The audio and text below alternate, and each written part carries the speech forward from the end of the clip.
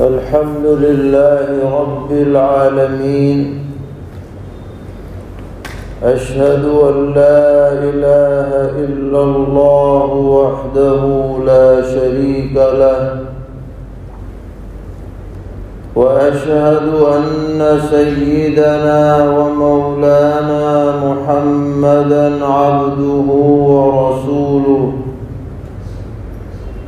صلى الله تبارك وتعالى عليه وعلى آله وأصحابه وذرياته أجمعين. أما بعد، فقد قال رسول الله صلى الله تعالى عليه وسلم لأشج عبد القيس: إن فيك لخصلتين يحبهم الله تبارك وتعالى: الحلم والأناة، أو كما قال عليه الصلاة والسلام. معزز علماء کرام، بزرگوں اور بھائیوں،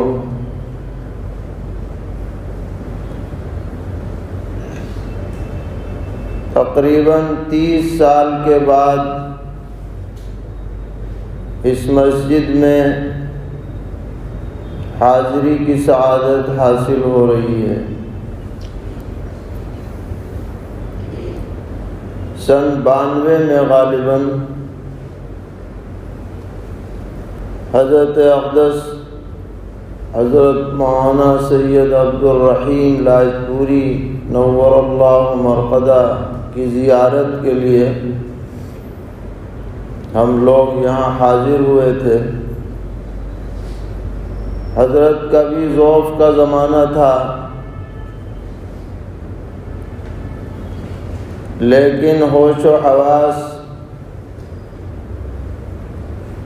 اور علمی مشاغل بدستور جاری تھے. تو اس وقت ہم نے ایک رسالہ مرتب کیا تھا شمائل رسول پر، چھوٹا سا ایک رسالہ ترجمے کے ساتھ 40 احادیث پیغمبر علیہ السلام کی شمائل عادات کے بارے میں مرتب کی تھی. تو وہ حضرت کی خدمت میں پیش کی دعا کے لیے. تو حضرت نے بہت ہی حوصلہ افزائی فرمائی، دعائیہ کلمات ارشاد فرمائے، اور پھر باقاعدہ اپنی نگرانی میں اس کا ترجمہ کرایا گجراتی زبان میں، اسے چھپوایا خود ہی. تو یہ بزرگوں کی خرد نوازی کی بات ہے. اللہ تعالیٰ ان کی قبر کو نور سے منور فرمائے، ان کے درجات بے حد بلند فرمائے، ان کے فیوضات کو مزید عام فرمائے. بہرحال اس وقت حکم دیا گیا ہے کہ تجھے کچھ عرض کرنا ہے. تو ذہن میں ایک روایت آئی جو آپ کے سامنے عرض کی گئی، مگر اس روایت کا ایک پس منظر ہے جسے حضرت امام نووی رحمۃ اللہ علیہ نے شرح مسلم شریف میں تفصیل سے ذکر فرمایا ہے. اور اس کا خلاصہ یہ ہے کہ یمن کے عبد القیس قبیلے کے ایک شخص جن کا نام منقذ ابن حیان تھا، یہ مدینہ منورہ تجارت کے لیے آیا جایا کرتے تھے، اپنے علاقے کا سامان یہاں لاتے، یہاں بیچتے، اور مدینے سے کھجوریں وغیرہ لے جاتے، یہ اپنے ہاں جا کر بیچا کرتے تھے۔ ہجرت سے پہلے سے ان کا یہ معمول جاری تھا۔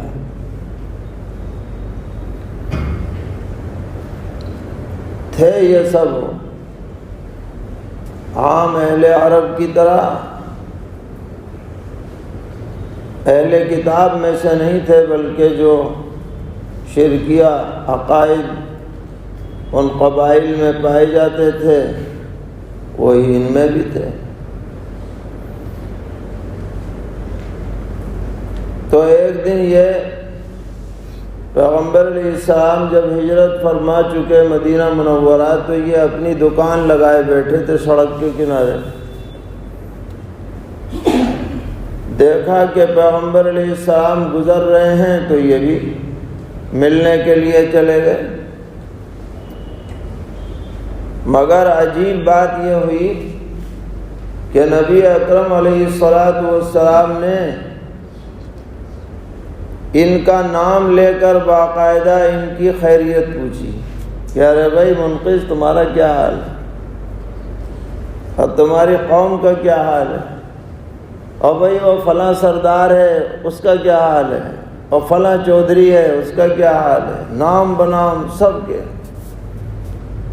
حالانکہ پیغمبر علیہ السلام کا ان کے علاقے سے کوئی تعلق نہیں، نہ وہاں کے لوگ آئے گئے، نہ حضور وہاں تشریف لے گئے، سب کے نام پوچھ لیا آپ نے۔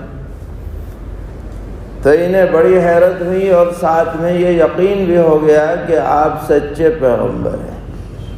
کس نے بتایا؟ آج تو ایسا ہو بھی سکے کہ بھئی موبائل سے پتہ چل جائے، اخبار سے پتہ چل جائے، اور کسی ذریعے سے پتہ چل جائے، مگر اس زمانے میں تو ایسا کوئی تصور ہی نہ تھا۔ بہرحال وہ اسلام لے آئے، اور انہوں نے نماز سیکھی، سورہ فاتحہ سیکھی، سورتیں سیکھ لیں۔ نبی اکرم علیہ السلام نے ان سے فرمایا کہ جب تمہارا واپسی کا ارادہ ہو تو مل کے جانا۔ چنانچہ جب یہ جانے لگے تو پیغمبر علیہ السلام سے ملنے گئے۔ حضرت نے ایک تحریر لکھوائی ان کی قوم کے نام، عبد القیس کے، اسلام کی دعوت پر مشتمل تھی۔ یہ اپنا لے کے چلے گئے، مگر چونکہ سارا قبیلہ غیر مسلم تھا تو انہیں ہمت نہیں ہوتی تھی، کیونکہ بھئی عقیدے کا معاملہ ہے۔ اور ایک بات یہ بھی تھی کہ جو اس قبیلے کے سردار تھے منذر ابن عائز، وہ ان کے سسر تھے، یہ داماد تھے، اور بھانجے بھی تھے یہ منذر کے۔ تو یہ بھی ڈر تھا کہ میاں سسر صاحب کہیں ناراض نہ ہو جائے تو اور مشکل ہے۔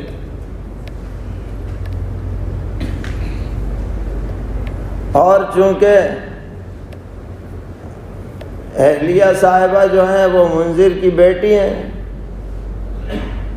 تو ان کو بھی پتہ نہ چلے، چھپ چھپ کے نماز پڑھتے تھے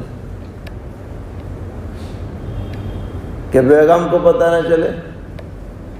مگر بیگم سے کہاں بات چھپی رہ سکتی ہے، اوروں سے تو چھپ بھی جائے۔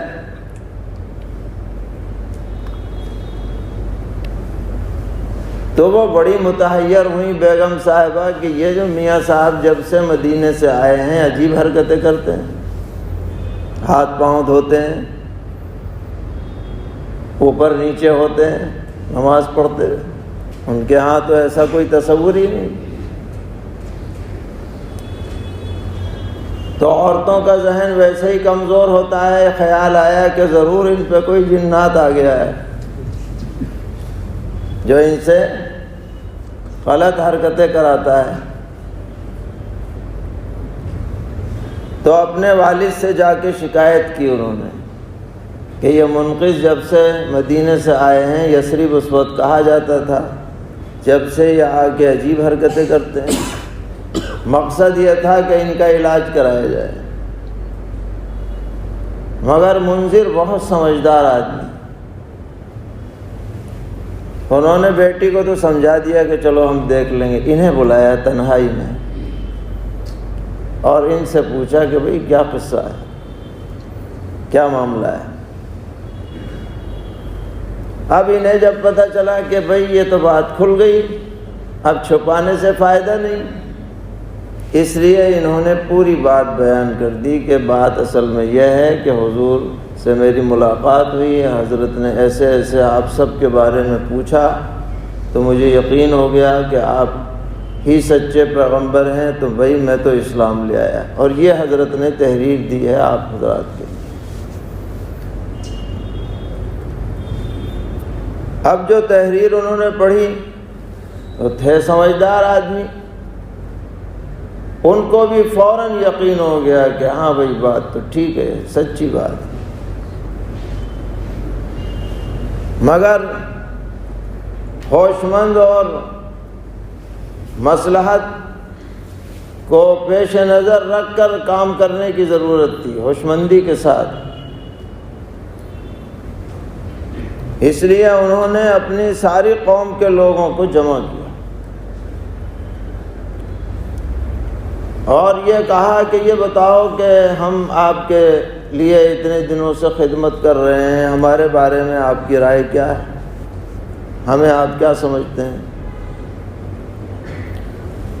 تو سب نے بیک زبان کہا کہ نہیں، آپ ہمارے قائد ہیں، آپ ہمارے رہبر ہیں، ہمیں آپ پہ پورا کیا ہے اعتماد ہے۔ جب انہوں نے پوری طرح اقرار اعتراف کر لیا تب انہوں نے وہ خط پیغمبر علیہ السلام کا پڑھ کے سنایا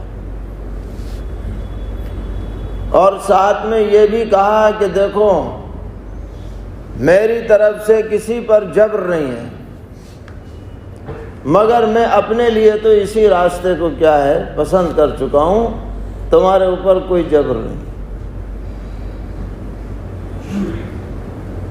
یہ انداز دیکھ کر کے سب لوگوں نے بیک زبان کہ جب آپ مطمئن ہیں تو ہم بھی مطمئن ہیں، سب کے سب اسلام لے آئے، اسی پورا قبیلہ۔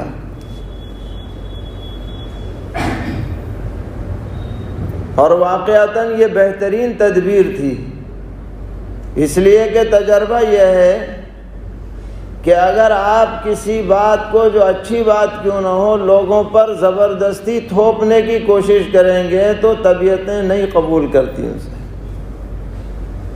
اور خوش اسلوبی سے آپ پیش کریں گے تو ہر ایک ماننے کو کیا ہو جائے، تیار ہو جائے۔ چنانچہ سب اسلام لے آئے۔ اب یہ مرحلہ تھا کہ یہ قبیلہ جہاں آباد ہے وہاں سے مدینہ منورہ جانے کے درمیان میں مضر کا قبیلہ آباد تھا جو سب کے سب کافر تھے، اور اس زمانے میں راستے مخدوش تھے، صرف 4 مہینے جو اشہر حرم ہیں ان میں بے خوف و خطر آمد و رفت ہو سکتی تھی، ورنہ تو جنگ و جدال، خون ریزی، فتنہ فساد یہ سب تھا۔ تو اب ضرورت ہے کہ ہمیں مزید دینی احکامات کا علم ہو، پیغمبر علیہ السلام سے ربط ضبط ہو، کیا کیا جائے؟ تو سب کے مشورے سے 14 آدمیوں کی ایک جماعت بنی کہ بھئی یہ سب کی طرف سے نمائندہ بن کر پیغمبر علیہ السلام کی خدمت میں جائیں گے اور دین سیکھیں گے، جا کے پھر یہاں آ کے سکھائیں گے۔ چنانچہ یہ قافلہ یہاں سے چلا، ادھر نبی اکرم علیہ السلام نے صحابہ کرام رضی اللہ عنہم کو پہلے ہی سے خبر دے دی کہ ایسا ایسا عبد القیس کا قافلہ آنے والا ہے۔ اور وہ بہت ہی اچھے لوگ ہیں، غیر خزایا ولا نادمین، ذلت والے لوگ نہیں ہیں، ایسے عمل کرنے والے نہیں ہیں جس کی وجہ سے انہیں ندامت کا سامنا کرنا پڑے، پہلے ہی سے آپ نے خبر، اور یہ کہ ہماری طرف سے ان کا استقبال ہے۔ اب یہ قافلہ جو ہے مدینہ منورہ پہنچا، تو بعض کتابوں میں لکھا ہے کہ جب یہ لوگ مسجد نبوی کے قریب پہنچے تو ایسا ذوق و شوق ان پر طاری ہوا کہ اکثر اپنی سواریوں سے کود پڑے اور دوڑ دوڑ کر کے حضور کی مجلس میں حاضر ہو گئے۔ سب سواری کہاں ہے، سامان کہاں ہے، کچھ پرواہ نہیں، سب دمادم وہاں چلے گئے۔ مگر یہ جو تھے منذر ابن عائذ، انہوں نے جلد بازی نہیں کی، انہوں نے سب سامان اتروایا، ایک جگہ کیا، کجاوے اتروائے، اونٹوں کو اچھی طرح سے باندھا، ان کی حفاظت کا انتظام کیا، پھر قریب میں ایک پانی کے چشمے پر گئے، وہاں غسل کیا، کپڑے بدلے، تب سلیقے سے پیغمبر علیہ السلام کی خدمت میں حاضر ہوئے۔ حضرت نے اپنے قریب ان کے لیے جگہ خالی کروا رکھی تھی پہلے سے۔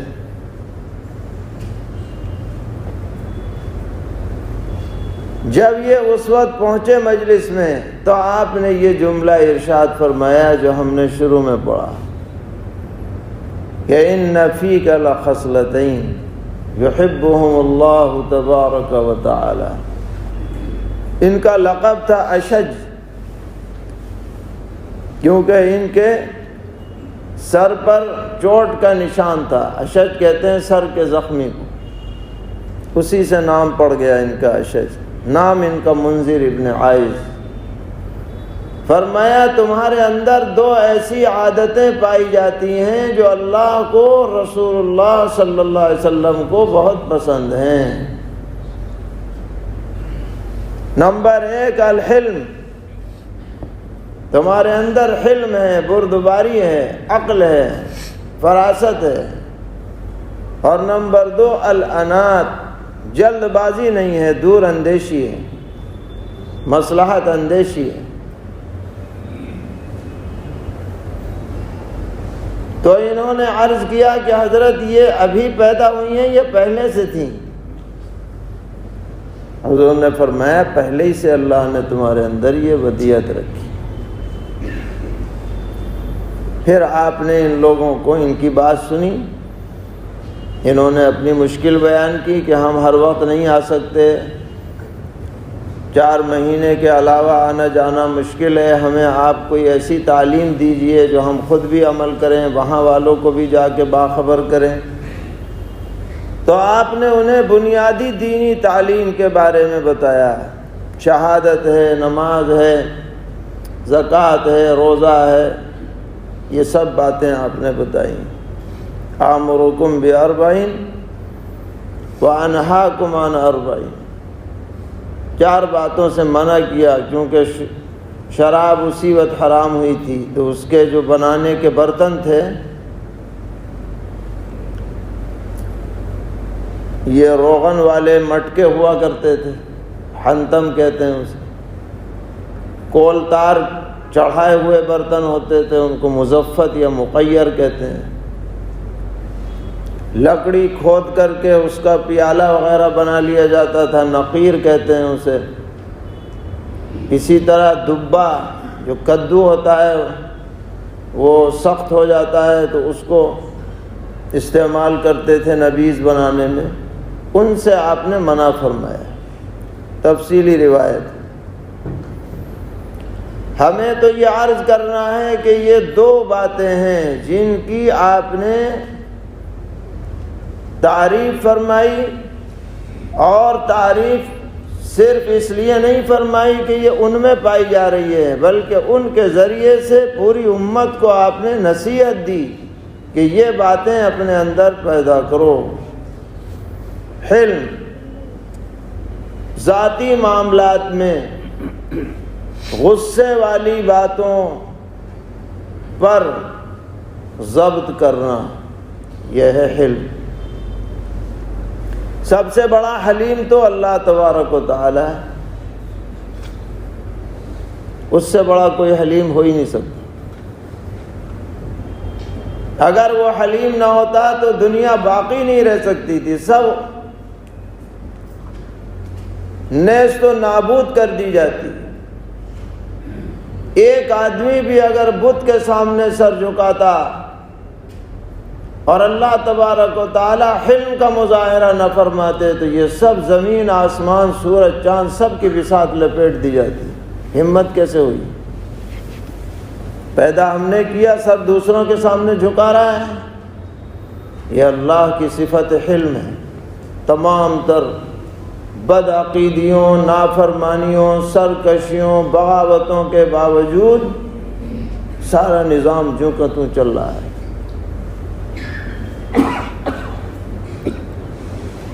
اسی طریقے پر ہمارے اندر حلم ہونا چاہیے۔ بات بات پہ بھڑک جانا، غصے میں آپے سے باہر ہو جانا، گھر کے اندر ہر وقت بھویں چڑھا کر کے رکھنا، یہ کوئی کمال کی بات نہیں۔ آدمی کو اگر عزت چاہیے تو اسے حلیم ہونا پڑے گا، خاص طور پر اجتماعی معاملات میں، اجتماعی زندگی میں اگر آدمی میں حلم نہ پایا جائے تو وہ کسی معاشرے میں اس کا نبھاؤ نہیں ہو سکتا، اٹھا پٹک ہو جائے گی۔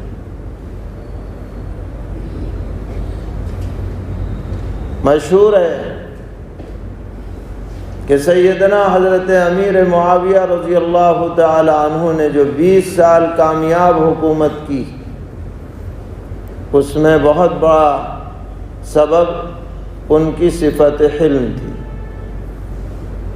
کہ انہوں نے بڑی بڑی باتوں کو نظر انداز کر دیا، اجتماعیت کو برقرار رکھنے میں کوئی کسر نہیں چھوڑی، کامیاب رہے۔ آج بھی جو منتظم ہو، ذمہ دار ہو، اگر وہ حلم سے کام لیتا ہے تو اس کا ادارہ اچھا چلتا ہے، بات بنی رہتی ہے، اور اگر حلم نہ ہو تو پھر معاملات بگڑ جاتے ہیں۔ اس لیے آدمی کو کوشش کرنی چاہیے کہ اس کے اندر حلم کی بات پائی جائے، مشق کرنی چاہیے، اس کی جائزہ لیتے رہنا چاہیے۔ بعض لوگوں کو تو فطری طور پر اللہ تعالی حلیم الطبع بناتے ہیں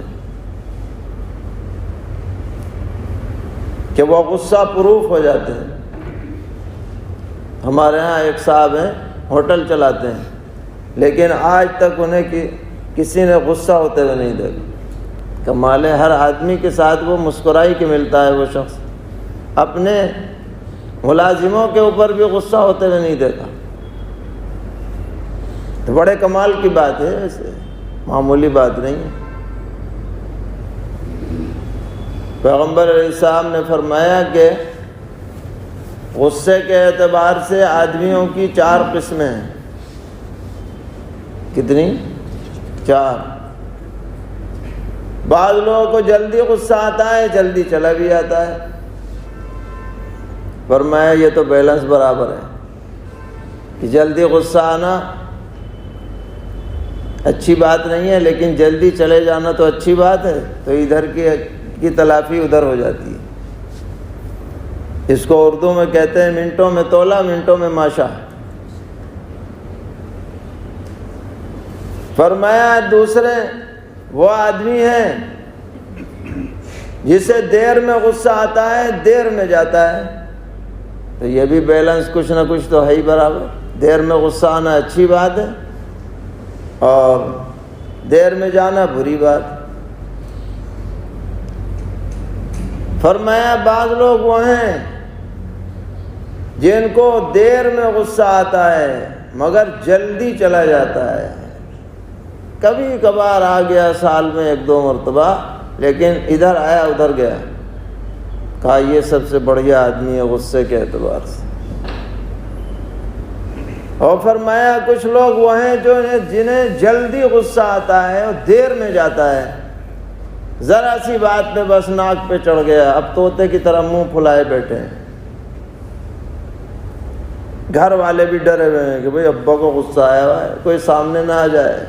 بیگم بھی سامنے آتے ہوئے گھبرا رہی ہے، بچے بھی کٹے کٹے پھر رہے ہیں کہ ابا کو غصہ آ رہا ہے، کئی دن میں جناب کا غصہ اتر رہا ہے۔ اور میں یہ بدترین آدمی ہے غصے کے اعتبار سے۔ مگر یہ سب تفصیل کہاں ہے؟ ذاتی معاملات میں۔ کیسے معاملے میں؟ ذاتی۔ لیکن جب دین کا معاملہ آ جائے، شریعت کا معاملہ آ جائے، تو اب حلیم بن کے نہیں رہنا کہ بس میاں حلیم بنے ہوئے ہیں، لیٹے ہوئے ہیں، قرآن کے خلاف بات ہو رہی ہے، حضور کے خلاف بات ہو رہی ہے اور جناب پہ کچھ اثر ہی نہیں۔ یہ مداہنت ہے، یہ محمود نہیں ہے، پسندیدہ نہیں ہے۔ پیغمبر علیہ السلام کی صفات میں صحابہ بیان کرتے ہیں، آپ نے اپنی ذات کے بارے میں کسی سے انتقام نہیں لیا، لیکن جب دین کی بات آتی تھی تو کوئی آپ کی تاب نہیں لا سکتا تھا، جلال آتا تھا۔ تو حلم کے بھی حدود ہیں، ایسا نہیں ہے کہ حلم ہر جگہ علی الاطلاق قابل تعریف۔ یہ حلم ذاتی معاملات میں۔ اور انات کسی بھی معاملے میں فوراً فیصلہ نہیں کرنا، سارے پہلو دیکھو، انجام دیکھو، مصلحت دیکھو، سب چیزیں دیکھ کے تب فیصلہ کرو، اس کا مطلب ہے انات۔ جو آدمی اس کا خیال رکھتا ہے اسے بعد میں پریشانی یا شرمندگی نہیں ہوتی، اور جو آدمی جلد بازی میں فیصلہ کر لیتا ہے اسے بعد میں پھر افسوس ہوتا ہے کہ بھئی تھوڑا انتظار کر لیتے تو اچھا تھا۔ تو الغرض یہ دونوں باتیں جو حضور نے ان کے حق میں فرمائیں، یہ ہمارے لیے بھی ایک بہترین نمونہ ہے۔ ہمیں اپنا محاسبہ کرنا چاہیے کہ ہم میں یہ باتیں کس درجے میں پائی جا رہی ہیں تو اور اچھا کریں، اور نہیں پائی جا رہی تو پیدا کرنے کی فکر اور کوشش کریں۔ اللہ تعالی ہم سب کو توفیق عطا فرمائیں۔ وآخر دعوانا الحمد للہ رب العالمین۔ اللہم لک الحمد ولک الشکر لا نحصی ثناء علیک انت کما اثنیت علی نفسک وللہ الحمد رب السماوات ورب الارض رب العالمین وله الكبرياء في السماوات والأرض وهو العزيز الحكيم۔ اللهم صل وسلم وبارك وترحم وتحنن على سيدنا وحبيبنا وشفيعنا ومولانا محمد وعلى آل سيدنا وحبيبنا وشفيعنا ومولانا محمد، كما صليت وسلمت وباركت وترحمت وتحننت على سيدنا إبراهيم وعلى آل سيدنا إبراهيم إنك حميد مجيد۔ الہ العالمین ہم سب کے گناہوں کو معاف فرما، ہماری غلطیوں سے درگزر فرما، کوتاہیوں سے صرف نظر فرما، عیوب کی ستر پوشی فرما، اپنی رضا اور خوشنودی سے مالا مال فرما، دین پر زندگی، دین ہی پر موت عطا فرما، طاعات اور اذکار کی لذت و حلاوت دل میں پیدا فرما، گناہوں اور منکرات سے نفرت دل میں پیدا فرما۔ الہ العالمین اس بستی پر رحمتوں کا نزول فرما، یہاں جو بھی دینی محنتیں جس انداز میں ہو رہی ہیں ان سب کو قبول فرما، ان سب کو جاری اور ساری رکھنے کے نسلوں میں فیصلے فرما۔ الہ العالمین دنیا میں جہاں جہاں بھی جس جس انداز میں دینی تحریکات چل رہی ہیں، جماعتیں چل رہی ہیں، تنظیمات قائم ہیں، ادارے قائم ہیں، ان سب کی حفاظت فرما، ان سب کی ترقی کے فیصلے فرما، ان کی ضروریات کا غیب سے تکفل فرما۔ الہ العالمین ہمارے مرحومین کی مغفرت فرما، بیماروں کو شفا عطا فرما، قرض داروں کے قرضوں کی ادائیگی کا غیب سے انتظام فرما، پریشان حالوں کی پریشانیوں کو دور فرما، مصیبت زدوں کی حاجت روائی فرما۔ ہمارے اساتذہ، والدین، مشائخ، اعزاء، اقرباء، محبین، متعلقین، محسنین، معاونین سب کے لیے خیر کے فیصلے فرما۔ وصلی اللہ تعالی علی خیر خلقہ محمد وآلہ وصحبہ اجمعین برحمتہ۔